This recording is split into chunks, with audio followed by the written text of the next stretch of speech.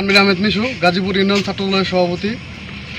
নিষিদ্ধ ছাত্রলীগ কর্তৃক আজকে একটি মশাল মিছিলের প্রস্তুতি করছিল ধনুয়া, গাজীপুর ইউনিয়নের ধনুয়া গ্রামে। গাজীপুর জেলা ছাত্রলীগের সেক্রেটারি নাসির মৌলের নির্দেশে এমনকি এখানের নেতৃত্বে ছিল শ্রীপুর উপজেলা ছাত্রলীগের 1 নম্বর যুগ্ম আহ্বায়ক হৃদয় শেখ। ওনার নেতৃত্বে আজকে 150 লোক মিলে একটি মশাল মিছিলের প্রস্তুতি করছিল এখানে।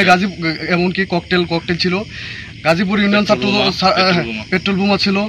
গাজীপুর ইউনিয়ন ছাত্রদলের নেতৃত্বে সকলে মিলে এটা প্রতিহত করি। এমনকি এখানে প্রস্তুতিকালে যত সরঞ্জাম ছিল, এই মশাল মিছিলের সরঞ্জাম, পেট্রোল, এমনকি তাদের আমরা চারজনকে ধরতে পেরেছি। এমনকি এই লোকদেরকে শ্রীপুর থানার ভারপ্রাপ্ত ওসি ভারপ্রাপ্ত স্যার বারেক স্যারকে আমরা স্যারের কাছে হস্তান্তর করেছি।